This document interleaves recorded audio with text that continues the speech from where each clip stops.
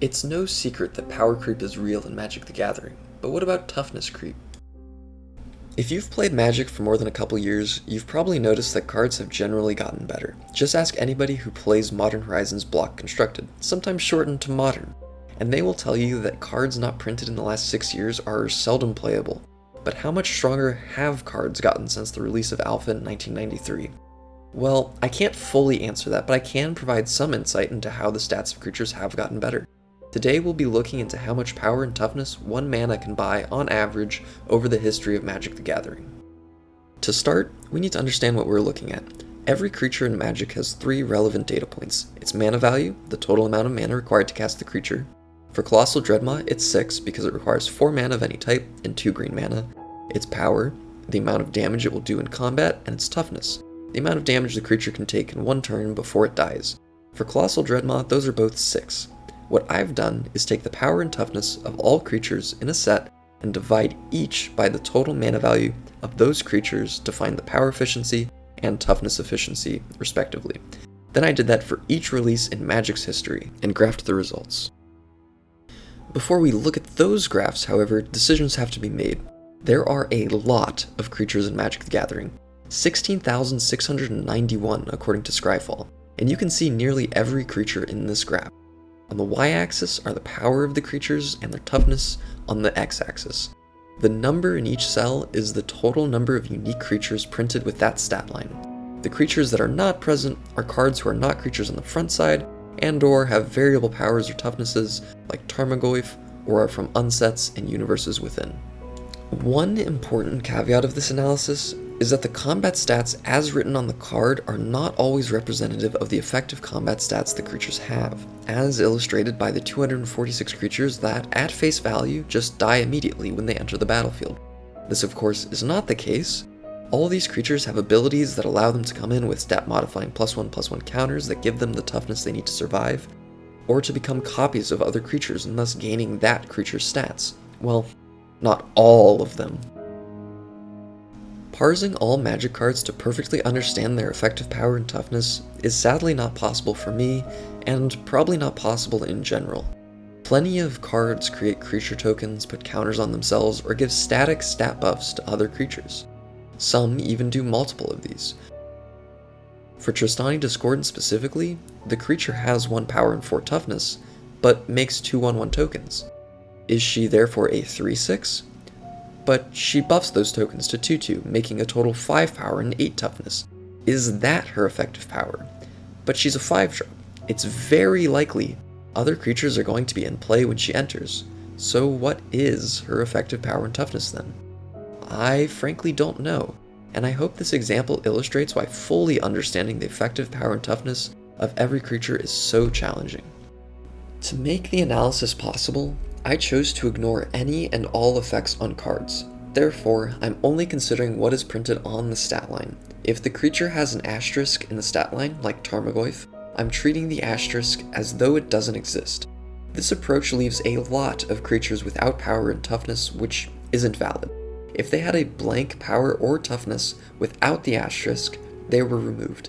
Additionally, after completing this process, if a creature had 0 toughness, it got removed from the dataset, with the assumption being that its stats are inextricably linked with the effect, and that without the effect, the creature doesn't function at all in Magic the Gathering.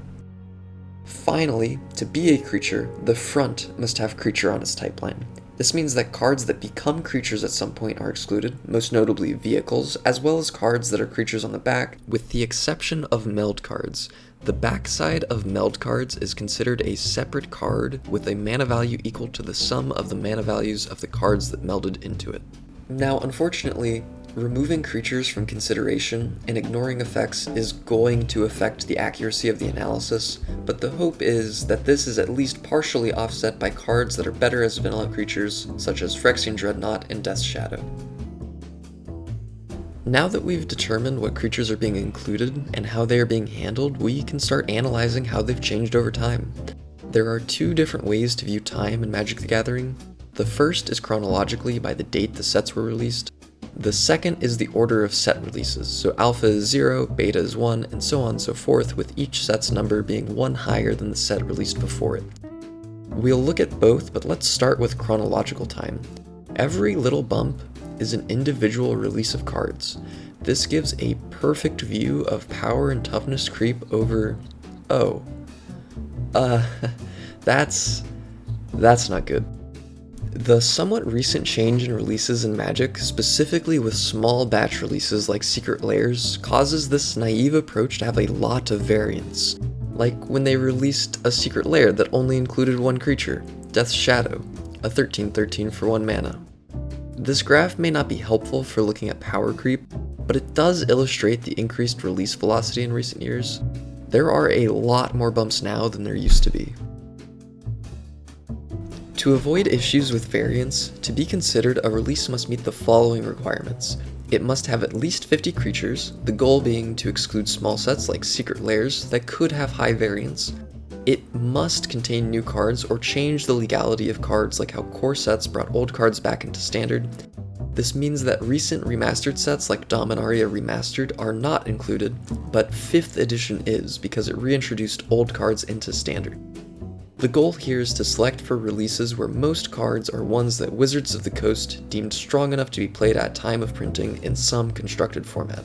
Lastly, the set must not be funny, serious sets only. This mostly filters out unsets and playtest cards that aren't usually legal in constructed formats. Sorry, Infinity Elemental, but only serious cards are allowed here, like Yargle, Glutton of Urborg, and Blue Shell from Mario Kart. Importantly, this analysis includes supplemental products like starter decks and commander products, as those are intended to be played with at time of printing, straight out of the box. If a commander product released alongside a regular set like Aether Drift and Aether Drift Commander, those are being considered a single release for the purposes of this analysis, even though the intended formats are different. Now that the data has been cleaned, we can see the history of power and toughness efficiency over time. And remember, every bump is a new release.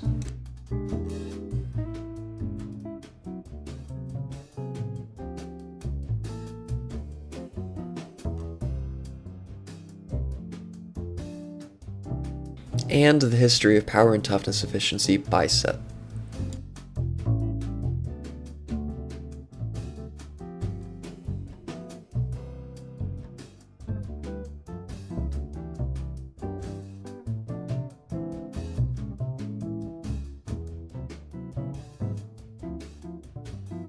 One important thing to mention is that I've separated power and toughness rather than combining them. I do this for a couple reasons. While similar, the stats serve fundamentally different roles. A creature can be given large amounts of toughness without threatening to end the game, but the same can't be said about power. Additionally, old Magic cards had abysmal power efficiency compared to their toughness efficiency, so separating them allows their individual changes over time to be seen, and tells more of the story of Magic. One last interesting insight this graph offers is that power and toughness creep is certainly real, but it wasn't always. It's more clear in this graph of the moving averages that shows the averages of efficiencies over the last 10 sets from when the set was released. Cards initially saw quick improvements in power efficiency and then actually got worse up until around Dissension, after which there is a noticeable spike.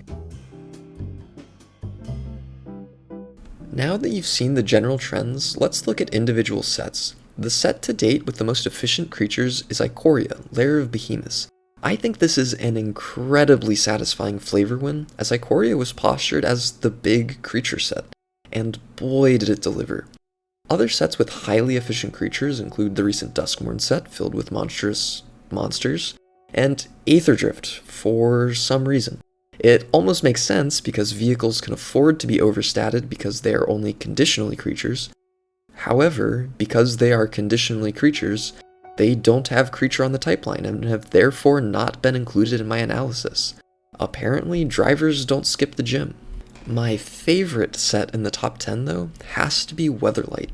8 of the 10 most efficient releases have been in the last 5 years, with Amonkhet being about 8 years ago. Weatherlight, however, was printed in 1997. This is my favorite for 2 reasons. First, outliers are fun, and seeing cardboard printed before I was born be comparable to cardboard printed today amuses me. Secondly, and more importantly, it perfectly illustrates the power creep that this analysis doesn't capture. This is only looking at one important, but small aspect of Magic the Gathering. The absolute heaters from Weatherlight, like Rogue Elephant, Steel Golem, and Aberoth, all have obvious and highly impactful downsides that allowed them to have a combined power and toughness greater than twice their mana cost. In comparison to overstated modern cards like Fear of Missing Out, Main Serval, and Webstrike Elite that have no downsides and have upsides, showing that creatures have not only gotten stronger based on the stats they possess, but their effects as well. Another set of interesting sets are the ones that have better power efficiency than toughness efficiency. This is pretty uncommon and has only happened 9 times, with the first being Visions from 1997, which is quite an abnormality, as early sets tended to have creatures with considerably more toughness. The most recent release to feature higher power efficiency than toughness efficiency was the Warhammer 40k Commander product in 2022, but there hasn't been a standard set released since 2012's Avacyn Restored with better power efficiency than toughness efficiency. The last detail that tickled my fancy are the 4 releases with equal power and toughness efficiencies: Portal and Portal Second Age, Starter 1999, and Shards of Alara. It's been a long time since this happened, but it might be more likely to happen in the future.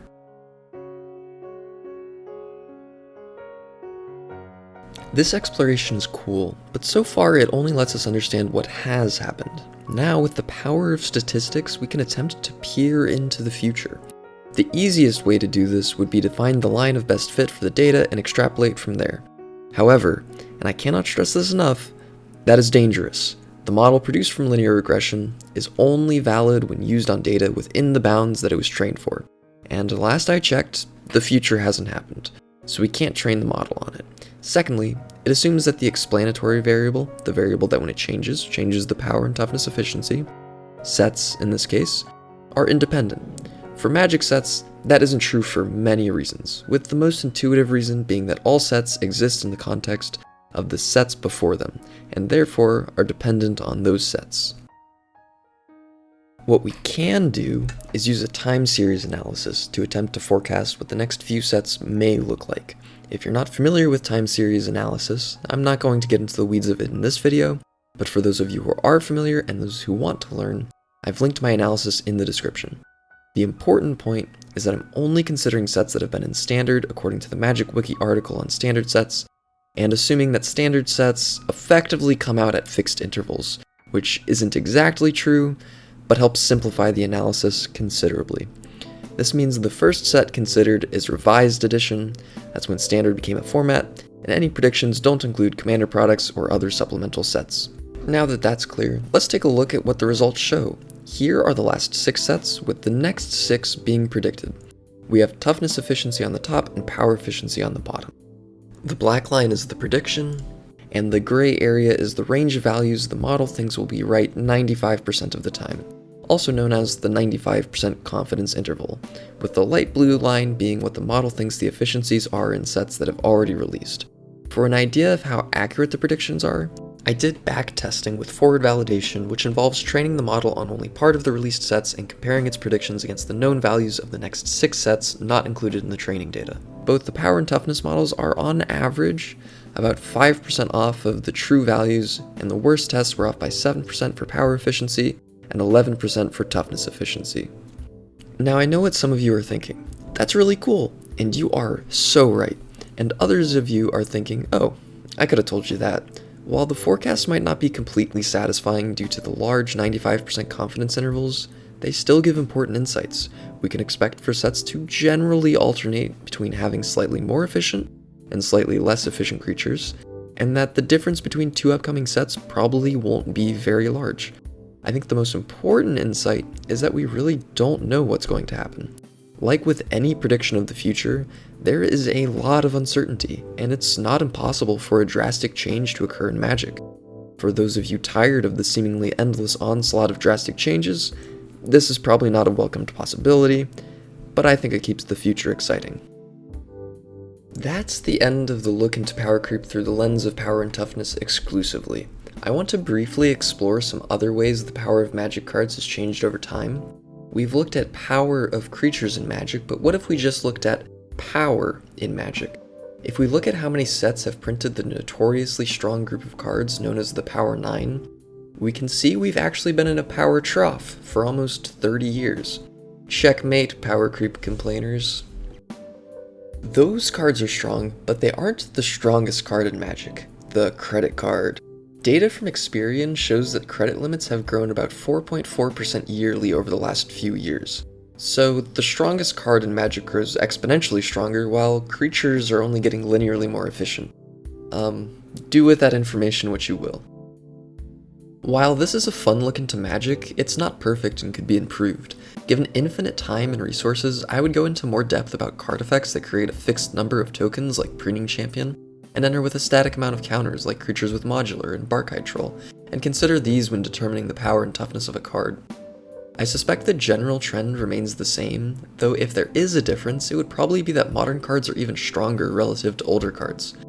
Additionally, there are different ways to make creatures that aren't being considered, like instants and sorceries. There are permanents that are conditionally creatures or become creatures eventually, like vehicles and Kamigawa's flip enchantments that I didn't consider, but could be included.